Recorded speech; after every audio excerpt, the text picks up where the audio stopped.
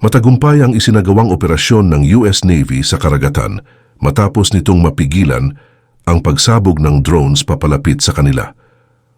Ang drones na ito ay pinaniniwalaang ginawa ng Iran dahil sa mga pagkakahalintulad nito sa mga naunang drones na umatake sa US Navy. Bukod dito, 2 bangka pa ang nadampot ng US Navy na pagmamayari naman ng grupong Houthi. Ang ginawang pagkilos ng US Navy ay isang pruweba na kaya nilang harapin, pigilin at patumbahin ang mga nagbabanta sa seguridad ng mga US naval ships. Kamakailan lamang ay nagkaisa ang puwersa ng US at UK para gawin ang isang mahalagang operasyon. Matapos magkasundo, nagpasabog ang magkaalyansa ng 36 na joint airstrike sa mga target nilang kampo ng grupong Houthi. 16 na iba't ibang lokasyon sa Yemen at Gulf of Aden ang tinarget ng US at UK. Winasak ng joint airstrikes ang mga missiles ng Houthi, intelligence centers at maging ang mga tanggulan ng mga armas. Napigilan din ng magkaalyansa ang 12 kamikaze drones na gawang Iran bago pa man ito sumabog sa kanilang harapan. Bilang pagprotekta sa sarili, ang puwersa ng US Central Command ay naglunsad ng pag-atake gamit ang pagpapasabog ng cruise missiles sa grupong Houthi. Sa buong maghapon, ang puwersa ng US ay napigilan ang pagsabog ng 4 na anti-ship cruise missiles na tatama sana sa isang barko sa Red Sea. Ang mga missiles na ito ay nakaangkla sa mga lokasyon na kontrolado ng Houthi. Ang puwersa ng US Central Command ay nagsagawa ng defensive strikes bilang ganti sa ginawang pagpapasabog ng grupong Houthi sa 2 unmanned maritime vehicles o kung tawagin ay USV. Nagulat ang puwersa ng US Navy tungkol sa mga nakaabang na naval drone ng Houthi. Inatake ng naval drone ang mga barkong nakaangkla sa Red Sea.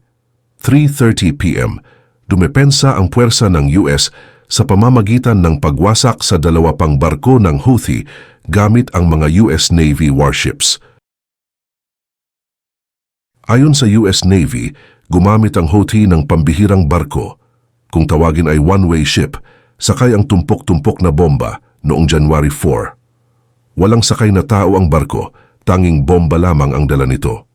Sumabog ang barko sa mga international shipping lanes dahilan upang matagumpay na mawasak ang 3 barkong pagmamay-ari ng grupong Houthi. Bukod dito, mayroon ding mga dagdag ulat patungkol sa pagpigil ng US Navy sa 5 naval drones ng Houthi dahilan upang mapigilan ang potensyal na pag-aamok ng barko sa mga kalapit na rehiyon. Sa kabila ng matagumpay na operasyon ng US Navy, ang CENTCOM ay hindi pa rin naglalabas ng impormasyon patungkol sa sandatang ginamit ng US Navy upang mapuksa ang mga USV. Breaking news: Africa, pinahiya ang Israel. Malaking kahihiyan para sa Israel ang nangyari sa Africa dahil ang mga Israeli delegation ay pinagbawalan daw na pumasok sa African Union headquarters ayon sa mga ulat. Malakas ang paninindigan ng Afrika laban sa pakikidigma ng Israel sa Gaza. Ayon pa sa isang ulat, pinigilan daw ng African Union ang isang delegasyon ng Israel na pumasok sa headquarters nito. Ang Al Jazeera ay nagbanggit ng isang African diplomatic source na naguulat naman ng development sa Addis Ababa. Ang delegasyon ng Israel base sa ulat ay dapat na maglalahad ng point of view nito sa digmaan sa Gaza. Ang gobyerno ng Israel ay hindi pa tumutugon sa development na iniulat ng Al Jazeera. Ang ika-44 na ordinary session ng Executive Council ng African Union ay nagsimula noong Miyerkules sa African Union headquarters. Ang ulat ay nagsasaad na tinanggihan daw ng African Union ang delegasyon ng Israeli Ministry of Foreign Affairs na lumahok sa mga pulong nito. Hindi ito ang unang pagkakataon na pinigilan ng Israel na lumahok sa isang African Union Summit. Noong 2021, ang Israel ay muling na-readmit bilang isang observer country sa Pan-African Bloc. Noong Enero ng 2022, ipinakilala ng mga diplomat ng Algerian ang isang proposal upang bawiin ang observership ng Israel. Dagdag pa dito noong February ng 2023, ang delegasyon ng Israel ay pinatalsik mula sa opening ceremony ng African Union. Kasalukuyang nasa genocide trial ang Israel sa International Court of Justice matapos magsampa ng kaso ang South Africa sa Gaza War. Ang pakikipagdigma ng Israel sa Gaza ay pumatay ng higit sa 28,000 Palestinian mula noong October 7. Nagsimula ang digmaan matapos salakayin ng Hamas ang Israel na pumatay sa humigit kumulang 1,200 mga sibilyan at sundalo ng Israel. Bukod dito, humigit kumulang 240 Israelis ang dinukot at halos kalahati sa kanila ay nasa Gaza pa rin. Suhestyon naman ng mga eksperto ng militar na gamitin ang barkong Mark 46 light torpedoes. Ang barkong ito ay swak sa standard ng NATO dahil sa kakayahan nitong targetin at atakihin ang mga high-class submarines na posibleng maging katunggali ng US Navy. Bagamat hindi itinuturing na isang malaking banta ang mga USV ayon sa kasaysayan, ang biglaang pagdami ng gumagamit nito sa mga operasyong pangkaragatan ay nagdulot sa pagsiklab ng epekto nito sa mundo ng mga mandaragat. Kinokonsidera ng mga eksperto ang Mark 46 bilang isang sandata laban sa mga USV ng grupong Houthi. Ayon sa mga latest reports, ang barkong ginagamit ng Houthi sa Red Sea ay tila bagawa ng bansang Iran. Wala pang kasiguraduhan ang mga haka-haka, ngunit ito na ang kinukonsiderang katotohanan ng bawat isa. Samantala, kinumpirma naman ng Defense Intelligence Agency sa isang report na gawang Iran ang mga missiles na ginamit ng Houthi upang umatake sa iba't ibang bahagi ng Middle East. Malinaw ang relasyon ng Houthi sa Iran para sa mata ng mga nanonood lang. Ang Houthi ay nakadepende sa mga missiles at drones ng Iran. Ngunit para sa bansang Iran, ang Houthi ay isang puppet lang at hindi kaalyansa na handang gumalaw ng naaayon sa inuutos nila, habang ang Houthi ay itinuturing na taga-suporta ang Iran sa lahat ng mga operasyong gagawin nila laban sa mga bansang tumutuligsa sa kanilang layunin. Naglabas ng ulat ang Defense Intelligence Agency tungkol sa pagsusuri nito sa mga footage kung saan gamit ng grupong Houthi ang mga missiles at drones ng Iran habang tinatarget ang mga commercial shipping na barko sa Red Sea at ang mga importanteng civilian at port na infrastruktura sa Karatig rehiyon. Ayon sa Defense Intelligence Agency, binibigyang diin ang lumalago at tumitibay na alyansa ng grupong Houthi at bansang Iran. Simula ng 2014 kasi, ang puwersa ng Iran's Revolutionary Guards ay naghahatid na ng mga modernisadong armas at pulidong training sa grupong Houthi. Sa tulong ng Iran, naging sunod-sunod ang pag-atake ng Houthi sa mga commercial shipping na barko sa Red Sea simula noong November 2023. Ang mga pag-ataking ito ng Houthi ay nagmistulang banta sa kalayaan ng navigation at pandaigdigang kalakalan sa isa sa pinakaimportanteng waterways sa buong mundo. Sa paggamit ng mga drones at missiles na gawang Iran, nahayag ang kakaibang kakayahan ng kanilang mga armas at tila napukaw ang interes ng sambayanan. Isa sa naging patok na naval drones ay ang Shark 33, isang mahalagang armas ng Navy ng Iran. Sa kabila ng namamayagpag na kasikatan nito, nawasak pa rin ng US Navy ang 2 drones sa Red Sea na hinihinalang Shark 33. Patagal ng patagal, palalim na rin ng palalim ang nagiging koneksyon ng bansang US sa digmaang nagaganap sa Middle East. Dahil sa pagnanais nitong mapahupa ang tensyong bumabalot sa Red Sea at siyudad ng Gaza. Samantala, si Secretary of State Anthony Blinken na nasa kanyang panglimang pagbisita sa Middle East may layuning tapusin ang karahasan at paigtingin ang seguridad ng pagpapalaya sa mga hostages sa Gaza. Ang ginawang aksyon ni Blinken ay nagsilbing daan upang makatapak sa susunod na hakbang at makamit ang ambisyon sa hinaharap. Ayon sa mga US sources, ang pagtulong ng Iran sa mga sinusuportahan nitong grupo ay hindi nagtatapos sa pagbibigay ng armas lang. Maging ang mga kapaki-pakinabang na impormasyon ay handog din nila sa puwersa ng Houthi upang matulungan silang targetin ang mga militar ng US at commercial vessels na nakaangkla sa Red Sea. Ayon sa mensahe ng Houthi kay Rear Admiral Mark Miggs, base sa mga ulat, Ang airstrikes na inaprubahan ni President Joe Biden ay may layuning maghatid ng matinding mensahe sa Iran at mga kaalyado nito bilang ganti sa pagkamatay ng mga magigiting na sundalong Amerikano. Malinaw ang mensahe. Walang balak ang US na hayaan na lang ang lahat ng mga umaatake sa cargo ships sa Red Sea. Ganoon man ang galit ng US sa Iran, hindi pa rin nasindak ang Iran at patuloy na nagsupply ng mga armas at impormasyon sa kanilang mga kaalyado. Nagsalita ang spokesperson ng National Security Council patungkol sa statements ni National Security Advisor Jake Sullivan. Binigyang diin niya ang patuloy na pagsuporta ng Iran sa mga teroristang grupo na umatake sa sundalo ng US. Wika ni Sullivan sa NBC News Meet the Press, naniniwala kaming epektibo ang sinasagawang airstrike dahil nabawasan ang kakayahan ng mga grupong suportado ng Iran na umatake. Sa pagpapatuloy nito, maari kaming makapaghatid ng mensahe tungkol sa determinasyon ng United States na lumaban sa oras na maagrabyado ang mga sundalo namin. Ayon naman sa isang opisyal ng United States, hindi porket patuloy ang pagbibigay ng Iran ng kanilang armas at mga impormasyon sa mga grupong suportado nila, nais na nilang palubhain ang gulo.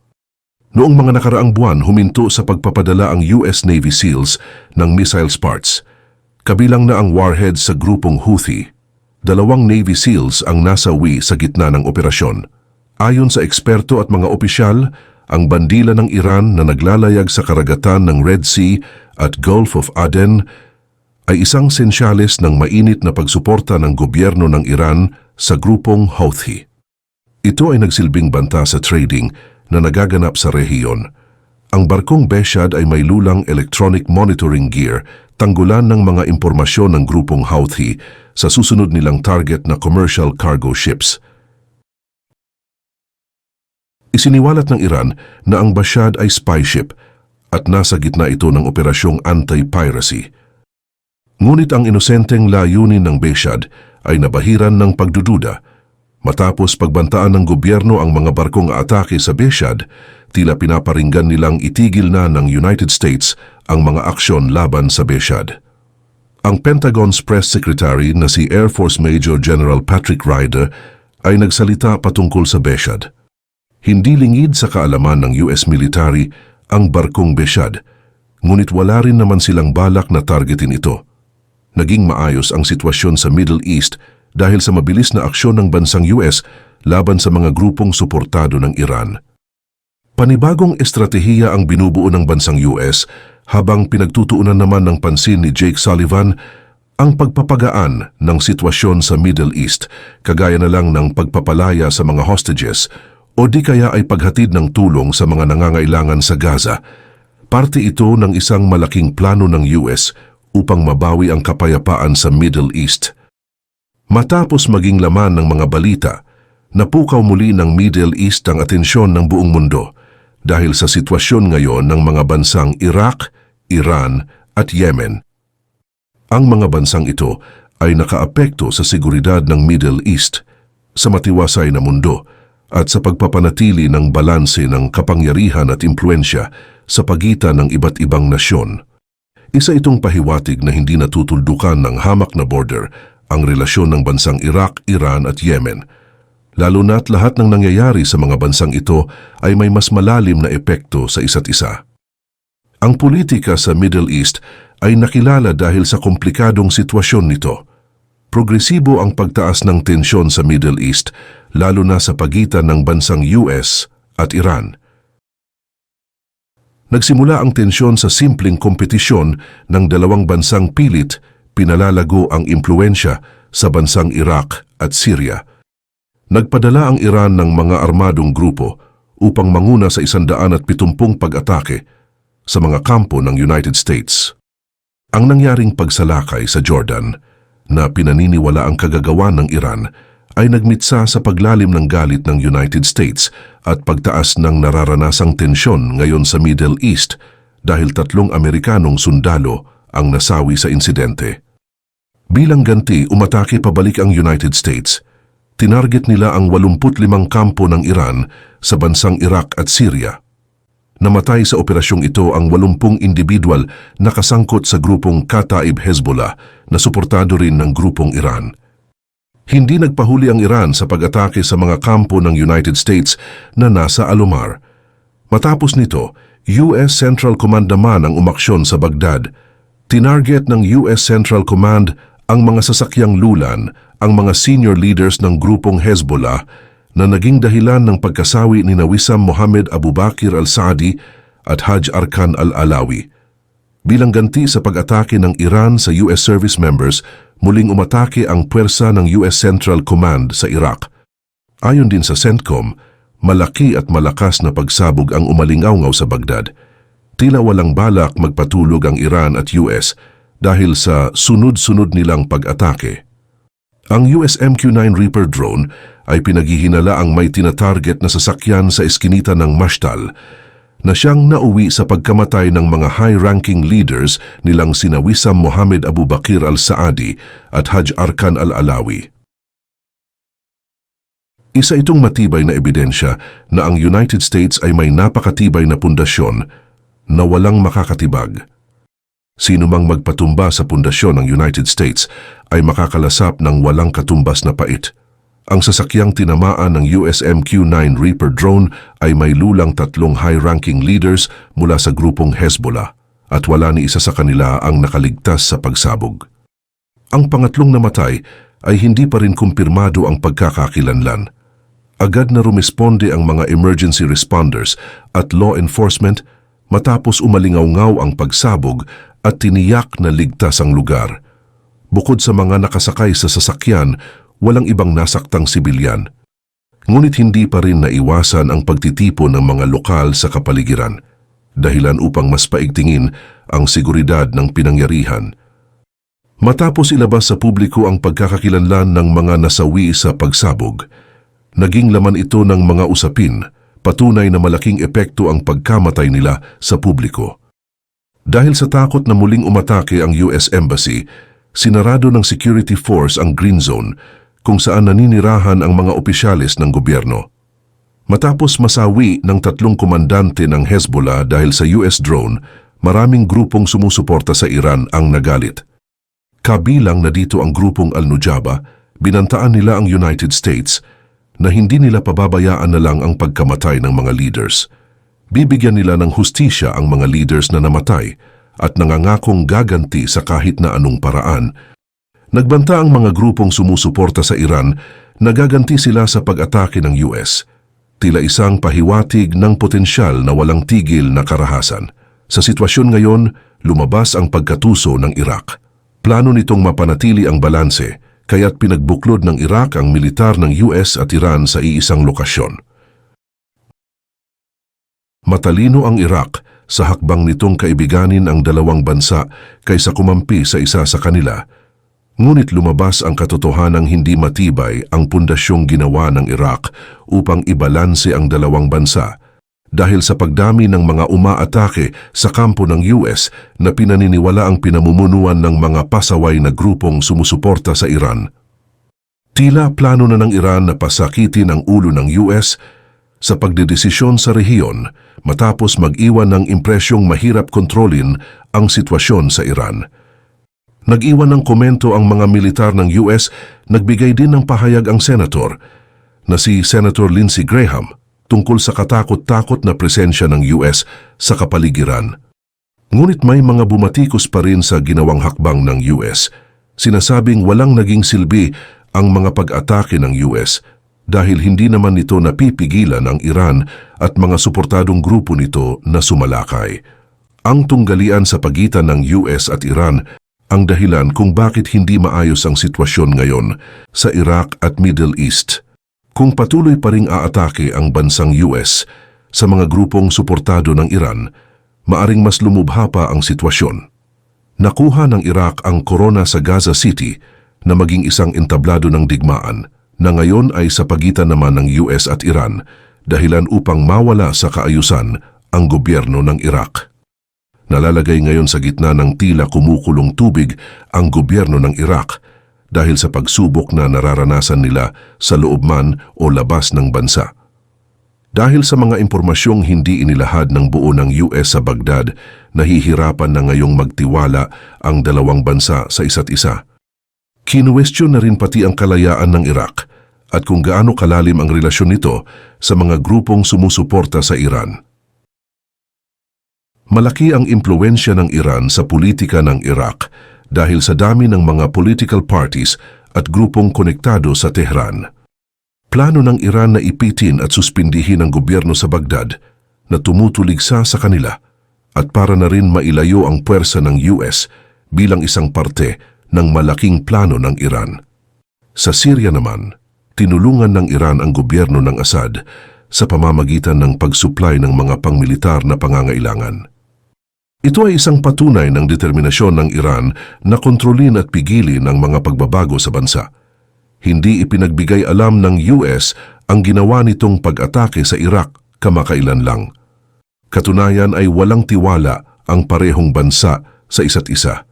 May mga ulat na lumabas tungkol sa ginawang pag-atake ng Houthi sa mga barko sa Red Sea at Gulf of Aden dahilan upang malagay sa panganib ang mga kalapit na rehiyon.